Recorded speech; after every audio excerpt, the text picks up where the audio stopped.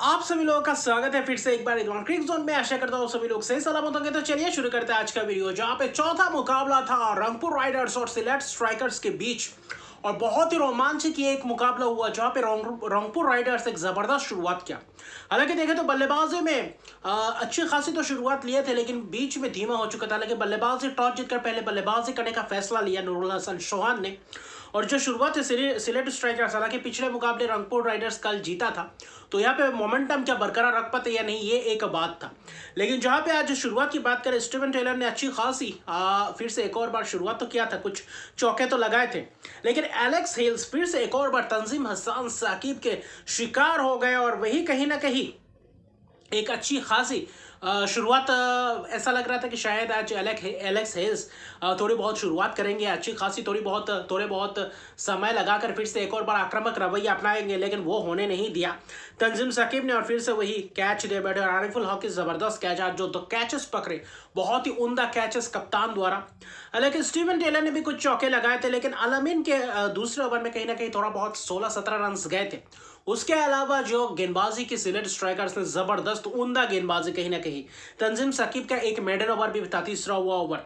फिर चौथे ओवर में मारने गए, वहां पे हेल्स को चलता किया कहीं ना कहीं। फिर वहां पे दूसरी तरफ देखे तो उसी ओवर में विकेट जिस ओवर में गए वहां पे मेडन डाला था, कहीं ना कहीं अच्छी खासी गेंदबाजी रहा। अगर सिलेट स्ट्राइकर्स की बात करें, तंजीम साकिब की एक अच्छी खासी कहीं ना कहीं पूरी तरीके से शुरुआत, रिस टॉपली ने भी अच्छी खासी बीच में गेंदबाजी की, पावर प्ले में एक आध ओवर्स करे तो अच्छा खासा रहा कहीं ना कहीं।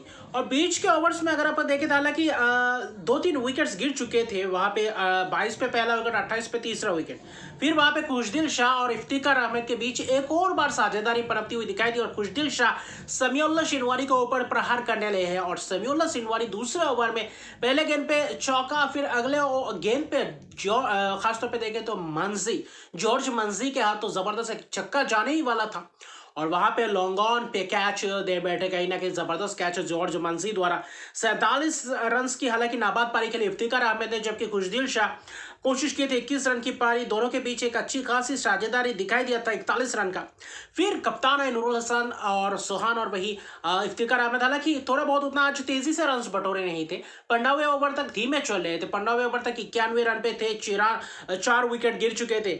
लेकिन नूरुल हसन सोहान की जो आखिरी 5 ओवर था, जो आखिरी 5 ओवर में कहीं ना कहीं जो प्रदर्शन था, वो जो 16वें ओवर से लेकर 18वें ओवर तक, जब तक नूरुल हसन सोहान ने गेंदबाजी की, अब बल्लेबाजी की, छक्के और चौकों की बौछार कर दिए। और वहां पे कहीं ना कहीं छोटी पारी, 24 गेंदों में 41 रन की पारी, और वहां पे पूरी तरीके से प्रहार किया। खासतौर पे अगर आप देखें तो रीस टोपली के ऊपर 11 रन, 14 रन तंजीम साकिब छक्के पे छक्के लगाते गए ओवर्स में।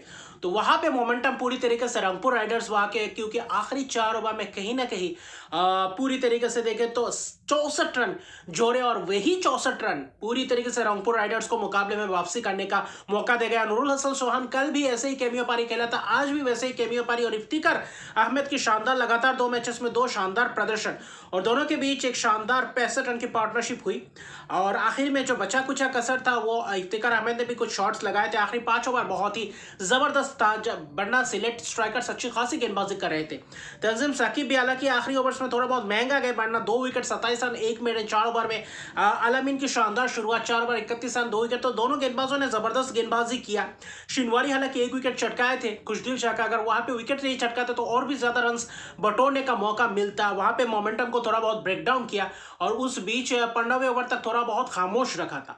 लेकिन नूरुल हसन सोहान की शानदार कप्तानी पारी, लेकिन इस टोपली का शिकार हो गए, जो आरिफुल हक ने जबरदस्त छलांग मारते हुए एफर्ट लगाया, बहुत ही खूबसूरत। आरिफुल हक ने भी अच्छी खासी गेंदबाजी 2 ओवर्स किए थे, कप्तान ने आकर बीच के ओवर्स में शिनवारी के साथ, तो अच्छा खासा रहा। 155 बनाए थे 6 विकेट के नुकसान पे, और लगातार कंसिस्टेंसी दिख रहा है इफ्तिकार अहमद से बीच में आकर, तो ये कहीं ना कहीं एक अच्छी खासी पॉजिटिव साइन है। लेकिन सिलेट स्ट्राइकर्स की शुरुआत भी कहीं ना कहीं अच्छी खासी रहा था। रोनी तालुकदार और जॉर्ज मंजी, हालांकि जॉर्ज मंजी को कमरुल इस्लाम ने शानदार अंदर आती हुई गेंद में बोल्ड कर दिया, वरना जॉर्ज मंजी भी एक ऐसे खिलाड़ी जो एक अच्छा खासा प्रदर्शन करने के लिए उनके ऊपर उम्मीद किया जा सकता है। हालांकि ये उनका पहला मुकाबला था इस सीजन का, तो आने वाले समय में अच्छी खासी कोशिश करेंगे, लेकिन कहीं ना कहीं पॉल स्टर्लिंग उनके टीम में मौजूद है। मुझे लगता था ओपन या वन डाउन आ सकते थे पॉल स्टर्लिंग, उनको नीचे भेजा जो थोड़ा बहुत समझ से परे लगा। लेकिन जाकिर हसन तीसरे नंबर पे कोशिश कर रहे थे रन्स बटोरने की, लेकिन कहीं ना कहीं पावर प्ले में ही अच्छी खासी कोशिश की। रोनी तालुकदार की शानदार शुरुआत, कहीं ना कहीं दूसरे ओवर में कमरुल इस्लाम के ऊपर प्रहार किया, भले ही विकेट गया हो मानसी के, उसी ओवर में रन्स भी आए, 15 रन्स के करीब आए। फिर महदी हसन के ओवर्स में 10 रन्स आए, तो वहां पे पावर प्ले अच्छा खासा। लेकिन पांचवा ओवर जो आया था नाहिद राणा ने गेंदबाजी करने, वहां पे 2 विकेट जाकिर हसन को बोल्ड किया। फिर पॉल स्टर्लिंग आए, एक छक्का, फिर से वही कैच दे बैठे छक्के मारते हुए, तो वहां पे एक ओवर में जो 2 विकेट्स, वही कहीं ना कहीं थोड़ा बहुत वापसी करने का मौका मिला। और पावर प्ले लगभग अच्छा गया ही था, जो एक ओवर में 2 विकेट चटकाए थे उसने कहीं ना कहीं थोड़ा बहुत वापसी करवाया। नाहिद राणा की जबरदस्त स्पेल दिखाई दिया, गेंदबाजी बेहतरीन, उम्दा गेंदबाजी मैं कहूंगा आज, जो आखिरी वक्त भी किया, बीच के ओवर्स में भी और पावर प्ले में भी जबरदस्त गेंदबाजी दिखा नाहिद राणा का। वो पेस दिखा, वो जो टेस्ट में जो लाइन ऑफ अटैक दिखता है वही दिखा। और आज पूरी तरीके से फिर से वही रोनी तालुकदार और जब जकीर अली थे वहां पे कहीं ना कहीं वहां पे खामोश कर दिया था। ऐसा लग रहा था 8वें 9वें ओवर तक लग रहा था मैच हाथ में है, 8 से नीचे की रन रेट का रिक्वायर्ड रन रेट थी। लेकिन वहां से आया उलटफेर, वहां से खुशदिल शाह की जबरदस्त गेंदबाजी, महदी हसन की शानदार गेंदबाजी, और वहां पे कहीं ना कहीं एक ओवर किया था। वहां पे दूसरी तरफ देखे तो नाहिद राणा ने बीच में किया था, खुशदिल शाह इस बीच ओवर्स में लगातार किए थे, सैफुद्दीन ने एक आध ओवर बीच में किया था, तो वहां पे पूरी तरीके से रोक दिया था। 15वें ओवर तक अगर देखें तो उस 10वें ओवर से 5वें ओवर तक, 15वें ओवर तक कहीं ना कहीं उस 5 ओवर में करीबन 15 से 18 रन के करीब आए थे। और वहां पे विकेट्स भले ही नहीं गए थे, लेकिन चौके के लिए ढूंढ रहे थे, और रोनी तालुकदार वहां पे फंस गया। वहां पे शानदार तरीके से खुशदिल शाह ने बोल्ड किया। फिर अगले ही गेंद में आरिफुल हक को क्या शानदार तरीके से टर्न किया, वहां पे स्टंपिंग, और वहां पे लगातार 2 विकेट हैट्रिक भी ले चुके थे, जहां पे शिनवारी का विकेट हालांकि थोड़ा बहुत पैड के ऊपर लगा, जिसके कारण आखिर में आउट तो दिया था, रिव्यू के कारण तहत बच गए, वरना पहला हैट्रिक होता खुशदिल शाह का। खुशदिल शाह बल्लेबाजी से गेंदबाजी से अच्छी खासी ठाकर अंदाज में ये परफॉर्मेंस कर रहे हैं इस बीपीएल में, जो कि एक अच्छा खासा बात है रंगपुर राइडर्स के लिए, क्योंकि शौमिया सरकार नहीं है तो खुशदिल शाह के ऊपर थोड़ा बहुत दारोमदार है। लेकिन कहीं ना कहीं लड़खड़ा गए, जाकिर अली से जो उम्मीद किया था बीच में वो नहीं कर पाए, और थोड़ा बहुत प्रेशर बढ़ता गया।